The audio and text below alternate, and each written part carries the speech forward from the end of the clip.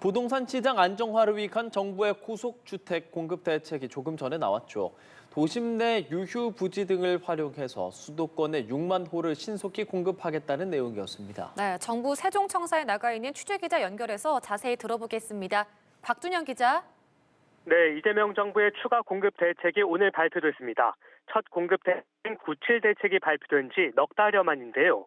이번 129 대책의 골자는 접근성이 좋은 도심 내 유휴 부지 등을 활용해 판교 신도시 2개급인 6만 호의 주택을 수도권에 공급하겠다는 겁니다. 먼저 서울 지역부터 보면 가장 관심이 컸던 용산국제업무지구에 10,000호가 공급됩니다. 기반 시설을 고려해 최대 8,000호가 적절하다는 게 서울시의 의견이었지만 결국 10,000호 이상이 필요하다는 입장을 정부가 관철시킨 겁니다.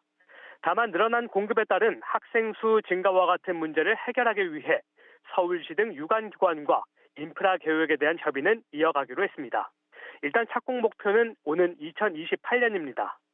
정부는 미군 반환 공여지인 용산 캠프킴의 2,500호, 501 정보대 부지에는 150호를 공급하기로 했는데요. 이렇게 용산구 일대에만 약 13,500호의 물량이 투입되는데 기존 계획된 사업 물량보다 6,000호가량을 더 공급하는 겁니다. 노원구 태릉골프장 부지에는 6,800호가 공급됩니다. 문재인 정부 당시 만가구 공급이 추진됐다가 주민 반대로 무산됐던 곳입니다. 세계 유산 영향평가를 거쳐 공급을 추진하고 주민을 위한 교통 대책과 녹지 공간도 충분히 마련하겠다는 구상입니다. 정부는 동대문구 국방연구원과 한국경제발전전시관, 은평구에 있는 한국행정연구원 등을 이전시키고 각각 1,500호, 1,300호를 투입합니다.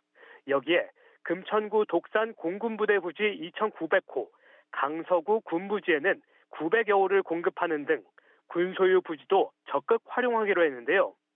도봉구 교육연구시설과 성동구 경찰 기마대 부지, 강남구 서울의료원과 강남구청 등 노후청사까지 활용해 총 32,000호의 물량을 투입합니다. 네, 그렇다면 서울을 제외한 수도권 지역에는 어디에 얼만큼 공급되나요? 네, 서울을 제외하고 수도권에서 가장 많은 물량이 투입되는 곳은 경기도 과천시 일대입니다. 정부는 과천 경마장과 방첩사령부를 이전한 후 해당 부지에 모두 9,800호를 공급하기로 했습니다. 또 남양주시 군부대 부지에는 4,200호에 가까운 물량이, 고양시 옛 국방대학교 부지에는 약 2,600호가 공급되는데요. 판교 테크노밸리 성남시청과 인접한 곳에는 6,300호가 들어설 신규 공공택지 지구도 조성됩니다. 여기에 수원 우편 집중국과 광명세무서 부지 등까지 더해 경기 지역에는 모두 28,000호가 공급됩니다. 이 밖에 인천에는 남인천 우체국 부지 등에 약 100호의 물량이 계획돼 있습니다. 정부는 사업을 최대한 속도감 있게 추진해 빠르면 오는 2027년부터 주택 착공에 돌입하겠다는 방침인데요. 대상지 인근 지역 주민들과의 적극적인 소통도 이어나가겠다는 계획입니다.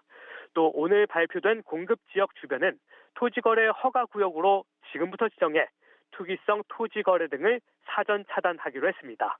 지금까지 정부 세종청사에서 연합TV 곽준영입니다.